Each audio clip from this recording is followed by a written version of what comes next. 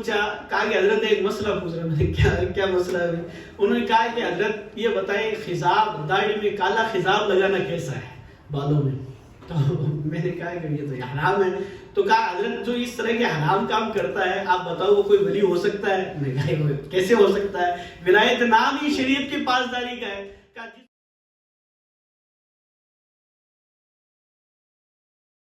صلاة والسلام عليك يا حبيب الله يا نور الله يا نور الله اللهم صل على سيدنا ومولانا محمد طب القلوب بدوائها وعافية الأبدان وشفائها ونور الأبصار وليائها وعلى آله وصحبه وسلم. اللهم صل على سيدنا ومولانا محمد سيد الأنبياء والمرسلين سيد الملائكة المقربين سيد الإنس والجن والعالمين وعلى آله وصحبه أجمعين. سب سے پہلے تو ہمارے مہمان خصوصی الحاج شریف صاحب کا تہ دل سے خانقاہ غوثیہ میں استقبال کرتا ہوں. امید کبھی ہے اور بارگاہ غوثیہ سے ہم امید لگائے ہوئے ہیں کہ جو مرکز شان غوث اعظم میں اور دیگر مرشدان کی بارگاہ میں انہوں نے پیش کی، اللہ تبارک و تعالیٰ ہر ایک کے بارگاہ میں اسے قبول فرمائے اور حضرت کو شب و روز مزید ترقی کامیابی کامرانی عطا فرمائے، فیضان غوثیہ مزید جاری و ساری فرمائے اور فیضان قادریت سے حضرت کو مزید مالا مال فرمائے. بے شک انسان جہاں سے کچھ حاصل کرنا چاہتا ہے، اب چاہے وہ مرشد کی بارگاہ ہو یا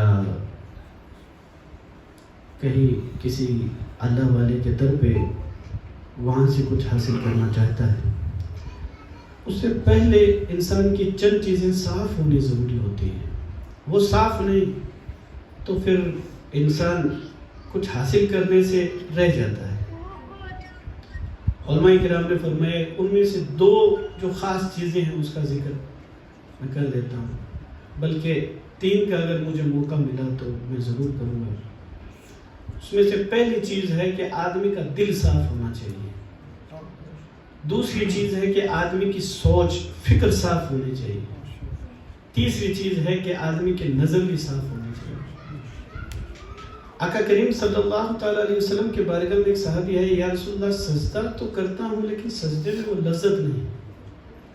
تو حضور علیہ السلام نے فرمایا کہ میرے صحابی کہیں ایسا تو نہیں ہے کہ تو کسی آنکھ کے گناہ میں ملوث ہے، یعنی اپنی نظروں کی حفاظت کر، اللہ تبارک و تعالیٰ سجدے میں لذت تجھے اپنے آپ عطا فرما دے گا. تو یہ چند چیزوں کا صاف ہونا بہت زیادہ ضروری ہے. ان میں سب سے اہم فکر، سوچ. آج ہماری جو فکروں پر شیطان نے جو قبضہ جمایا ہے، اب حیرت کہ انسان کرنے والا کام صحیح کر رہا ہوتا ہے لیکن اس کی فکر میں شیطانیت اتنی خطرناک طریقے سے آ جاتی ہے کہ اسے پتہ بھی نہیں چلتا کہ میرا یہ کام دکھنے میں تو صحیح، لیکن شیطانی فکر اس میں داخل ہو کر کے اس کے اجر اور اس کی لذت سے اس کو محروم کر دیتا ہے. مثال آپ دیکھ لیجئے، نماز پڑھنا کیا ہے؟ عبادت. سجدہ کرنا عبادت. ذکر اذکار کرنا عبادت. آپ نے 2 رکعت نیت کی باندھی، ماشاءاللہ عبادت کر رہے ہیں. اچانک شیطان نے آپ کی فکر پر اپنا پھندا ڈالا اور آپ کے دماغ میں یہ آیا کہ میں نماز ذرا سی لمبی کر دوں تاکہ لوگ مجھے لمبی نماز پڑھنے والا کہے. اے دیکھیں، نماز آپ نے اچھا کام کیا لیکن آپ کی فطرت میں شیطانیت آئی. یہی وجہ ہے کہ نماز پڑھ کر کے بھی ہم اپنے آپ کو بے نمازی محسوس کرتے ہیں. وجہ کیا؟ ہم نے اپنی فکر کو صاف نہیں کیا. جب فکر کی انسان کی فکر صاف ہوتی ہے، کوئی معنی نہیں رکھتا کہ آپ سجدہ کتنا لمبا کرتے ہیں، کوئی معنی نہیں رکھتا کہ آپ نماز کتنی لمبی پڑھتے ہیں، کوئی معنی بھی نہیں رکھتا کہ کسی نے آپ کو نماز پڑھتے ہوئے دیکھا ہے کہ نہیں دیکھا. فکر اسی ایک جب فکر بگڑتی ہے، صرف یہ نہیں کہ انسان اس کا معاملہ صرف عبادت تک رہتا ہے. آپ دیکھیں کہ جس کی فکروں میں، یا یوں کہہ دوں کہ جس کی فکر میں کیڑے نکلنے پڑنے لگ جاتے ہیں، تو اب آپ دیکھیں گے کہ اس کے آس پاس کا ماحول بھی بگڑا ہوا آپ کو نظر آئے گا. جب فکر بگڑتی ہے. اب آدمی یہ عموماً آپ دیکھتے ہوں گے کہ آپ جب فرینڈ سرکل میں بیٹھتے ہوں گے یا دوستوں میں یا کہیں بات کرنے بیٹھتے ہوں گے, تب عموماً ان میں سے ہم میں سے کوئی نہ کوئی ایک آدمی ایسا ضرور نکل جاتا ہے جو اپنی زبان اپنی بات کہہ رہا ہوتا ہے, اپنی بات کہہ رہا ہوتا ہے, صاحب وہ اس بات پہ وزید ہوتا ہے کہ صاحب ہم نے جو کہہ دیا بات ویسی ہے, وہ فلاں آدمی جی اس نے یہ جو کیا تھا نا وہ کام اس نظریے سے کیا تھا. بھئی آپ کو کس نے کہا؟ نہیں میں کہہ رہا ہوں نا آپ کو, میں نے کہہ دیا نا. بھئی آپ کون ہیں, کس اعتبار سے آپ نے کہہ دیا؟ اصل میں ان کی فکر میں حسد کا کیڑا ہوتا ہے, جو یہ چاہتا نہیں کہ کسی کام کی وجہ سے اس کا اللہ تبارک و تعالیٰ اسے عزت عطا فرما دے. بس یہ فکر کا جو حسد والا کیڑا ہوتا ہے وہ ہوتا ہے, اور اس کی وجہ سے نقصان ہو جاتا ہے.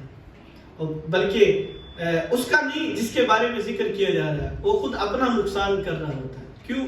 کیونکہ جتنی وہ اپنی باتیں بتائے گا, جتنی اپنی وہ باتیں کرے گا, جتنا وہ ذکر کرے گا, اللہ تبارک و تعالیٰ کچھ نہ کچھ اس کے دل سے, اس کے ذہن سے, اس کی نظر سے کسی نہ کسی چیز کی یا جس کا تعلق عبادت سے اس کی لذتوں کو ضرور نکالے گا.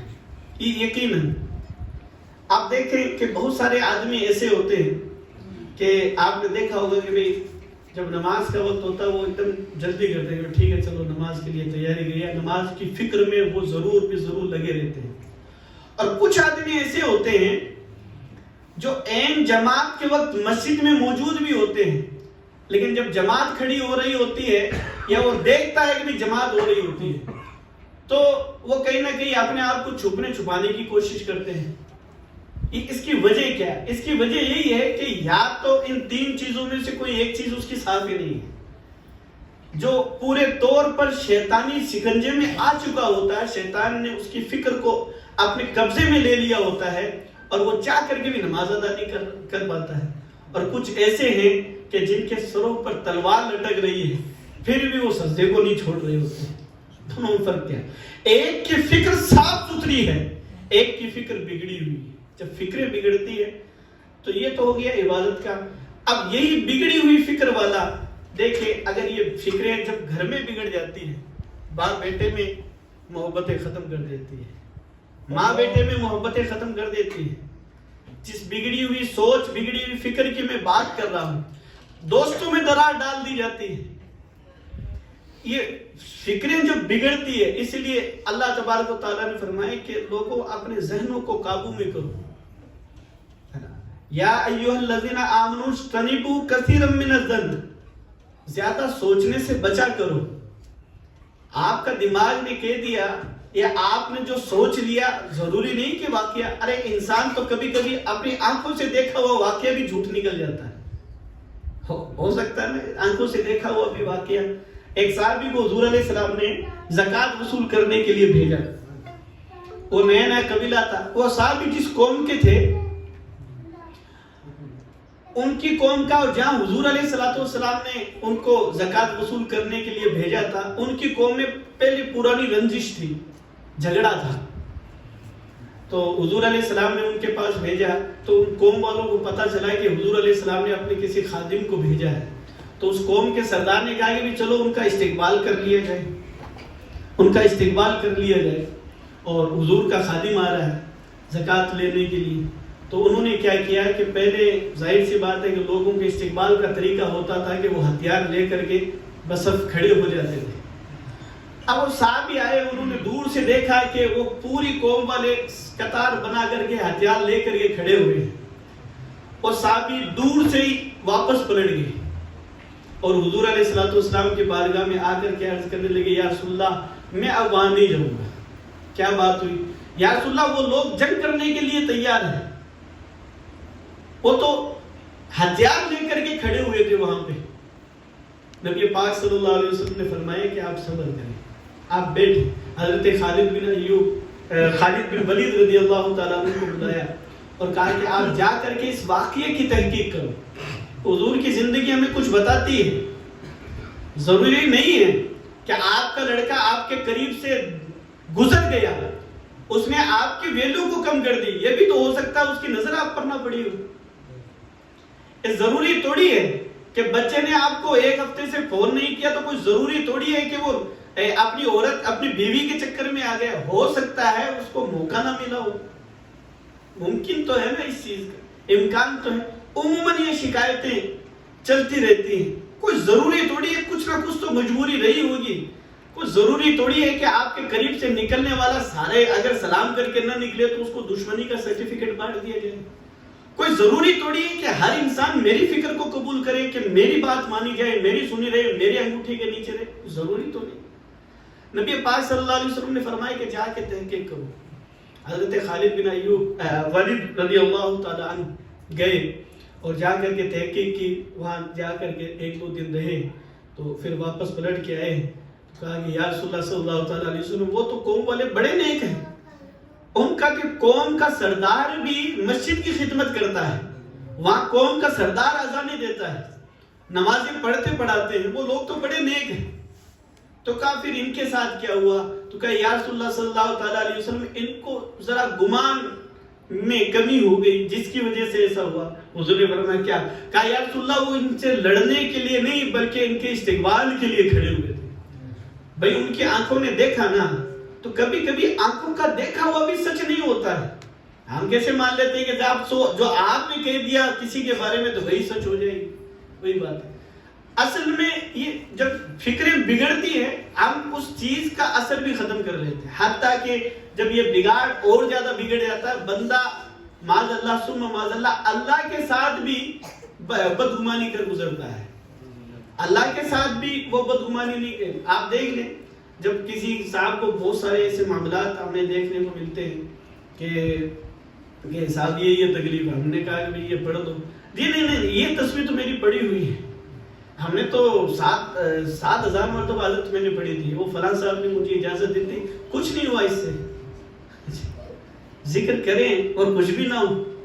اللہ اکبر. میرے آقا کریم صلی اللہ تعالی علیہ وسلم فرماتے ہیں, فرمائے کہ جب بندہ زمین پر اللہ کو یاد کرتا ہے, اللہ رب العزت فرشتوں کی صف میں اسے یاد فرماتا ہے. حال کی بات ہے, کچھ نہیں ہوا. کس نے کہا کچھ نہیں ہوا؟ کس نے کہا کچھ نہیں ہوا؟ بے تو نے یہاں پہ اللہ اللہ شروع کیا, وہاں رب نے فرشتوں کی صف میں تجھے یاد کرنا شروع کر دیا. کم ہے نہیں. اصل میں اثر کیوں نہیں دکھا؟ اس کی وجہ یہ کہ اس کی فکر میں کیڑا ہے. یہ کون سا شیطانی کیڑا ہے؟ اس کیڑے کا نام ہے بدگمانی. اس نے اللہ کے ساتھ بدگمانی کی. میرے آقا کریم صلی اللہ علیہ وسلم نے فرمایا کہ جو شخص, حضور علیہ السلام نے فرمایا تمہارا رب فرماتا ہے کہ جس نے میرے ساتھ اچھا گمان کیا. حضور علیہ السلام نے فرمایا کہ تمہارا رب فرماتا ہے, فرمایا کہ میں اپنے بندے کے گمان کے مطابق ہوں. اگر میرا بندہ یہ خیال کرتا ہے کہ میرا رب میرے ساتھ ہے تو ہاں میں اپنے بندے کے ساتھ ہوں.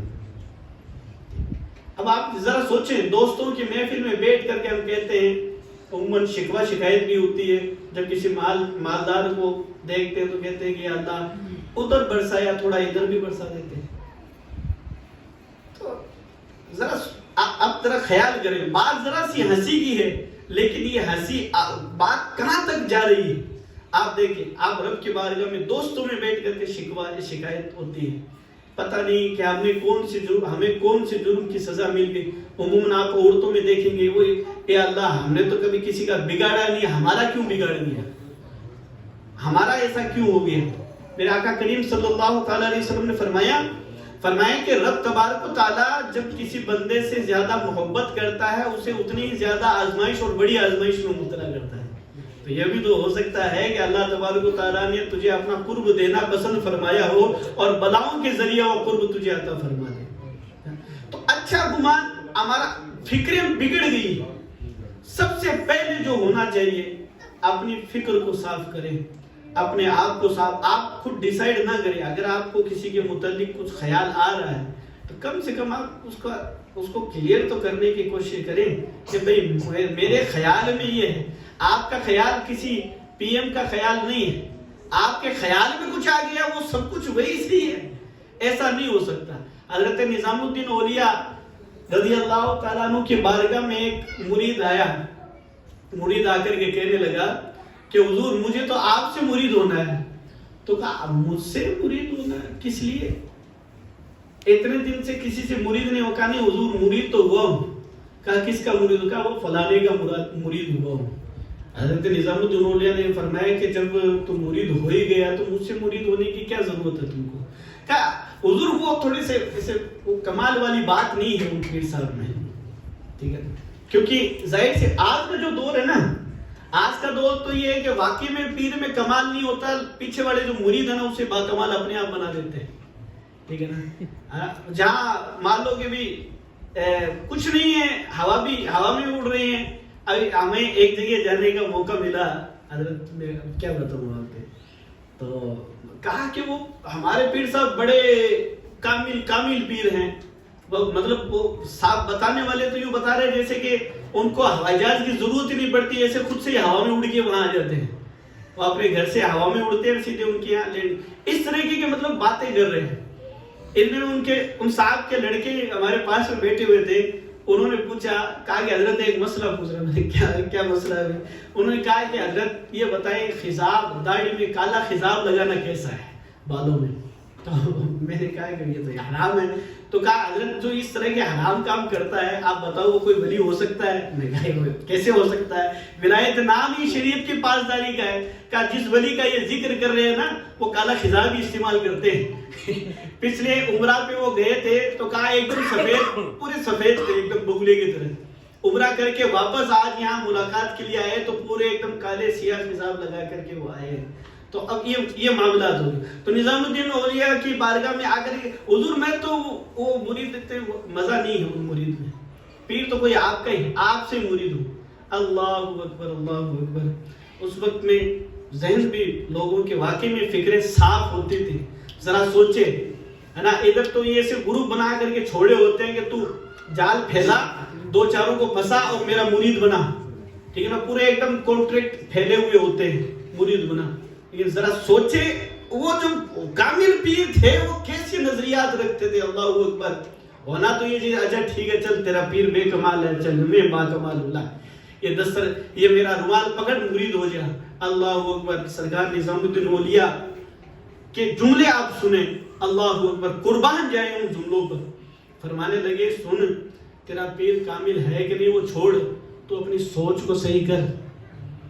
اگر تو دل کے ساتھ اور صاف سوچ اور صاف دل کے ساتھ اپنے پیر کی محبت میں لگا رہے گا تو اللہ تبارک و تعالیٰ تیرا پیر کامل ہے کہ نہیں ہے، تیری اچھی نیت کی وجہ سے انشاءاللہ تجھے بھی باکمال بنا دے گا، تیرے پیر کو بھی باکمال بنا دے گا۔ کیوں نہیں ہو سکتا ہے بھی ایسا کہ اللہ تبارک و تعالیٰ تیری سوچ کی وجہ سے ہو سکتا ہے، تیری اچھائی کی وجہ سے تیرے پیر کو بھی باکمال بنا دے گا، اللہ اکبر۔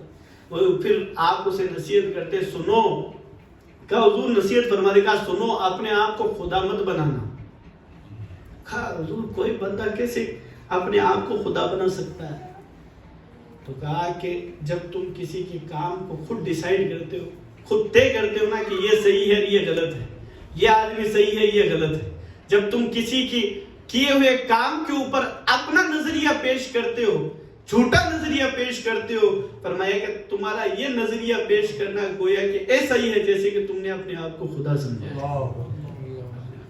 اس لیے فکریں صحیح رکھیں، ہے نا، مجلسوں میں جائیں تو اپنے ذہن کو صاف رکھیں۔ لاؤ اب فکریں کتنی بگڑی ہوئی ہیں، آپ دیکھیں جلسے میں 2-3 قسم کے آدمی ملیں گے۔ ایک تو یار چلو نا وہ پتہ نہیں اس نے اگر نہیں دیکھا تو وہ گھر والا شکایت کر دے گا کہ صاحب میرے گھر میں پروگرام میں نہیں آئے، پہلی فکر کو الگ کرو۔ دوسری فکر کے لوگ چلو دیکھتے یار وہ مولوی کیا کہتا سنتا سناتا ہے، بتائے تو صحیح۔ تیسری فکر کے لوگ ان کو کوئی مطلب ہی نہیں ہے، ادھر پانی پلانے میں لگ گئے، ادھر ادھر میں لگ گئے، کام میں لگے، ان کو کوئی مطلب نہیں ہے کہ کیا بیان کیا جا رہا ہے، کیا سنایا جا رہا ہے۔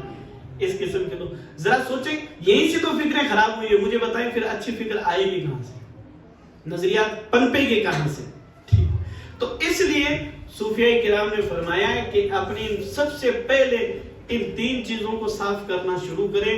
جب انسان اچھی فکر رکھے گا، اچھے خیالات رکھے گا، جتنے، اور یہ کوئی چونکہ وقت کم ہے، باتیں بہت زیادہ مجھے ذہن میں آ رہی ہیں، بس حدیث پاک سنا کر کے اس بات کا مفہوم میں ختم کروں تو یقین جانی ہے، یہ جو آج دنیا میں سب سے بڑی پرابلم ہائپر ڈپریشن کا نام آپ نے سنا ہوگا. یہ ہائپر ڈپریشن یہ کوئی بیماری نہیں ہے, یہ کوئی بیماری نہیں ہے. اصل میں جو سمجھ لو کہ بھئی جس ڈاکٹر کو بیماری سمجھ میں نہیں آنا کہ بندہ بیمار کیوں ہے, تو اس کو یہ کہہ دے اس کو تو ہائپر ڈپریشن, اس کو ڈپریشن کی بیماری ہے.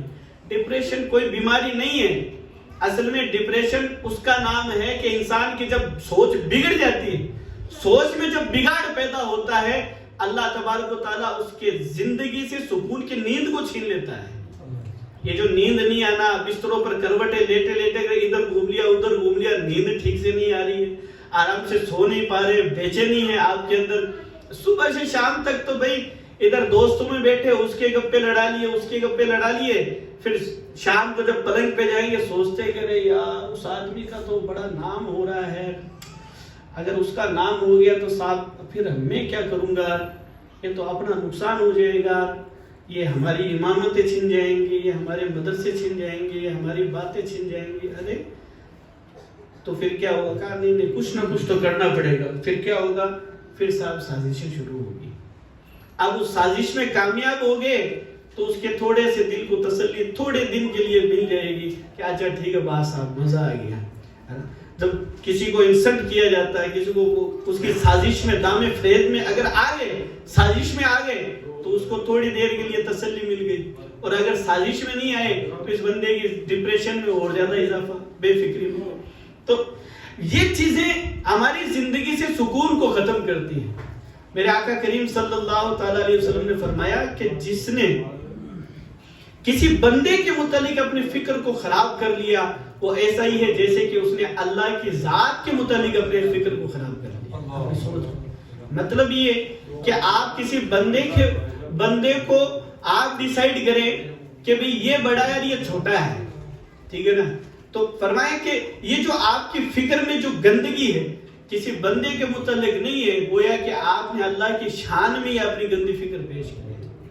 اس لیے کہ مرتبے, رتبے, عزت, سکون, زندگی میں سکون اور اطمینان, برکتیں یہ صرف اور صرف ہمارا پروردگار ہمیں عطا فرماتا ہے. اس لیے اپنی فکروں کو صاف کریں.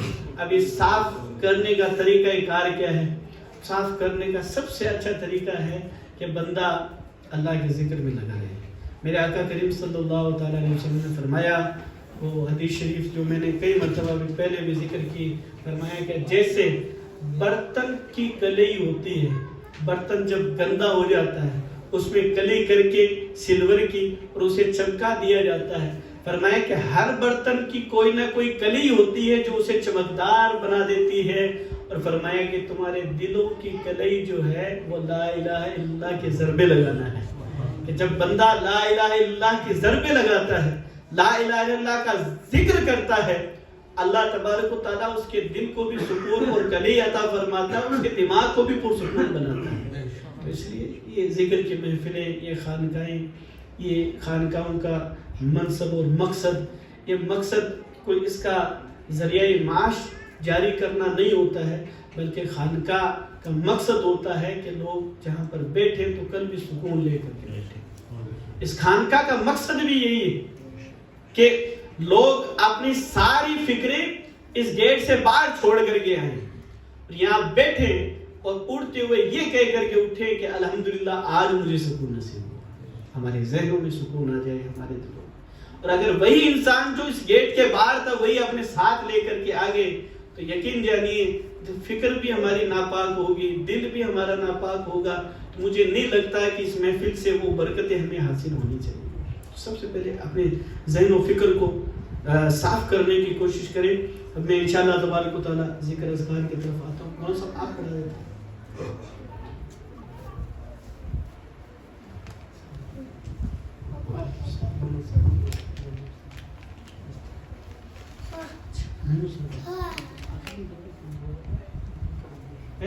پہلے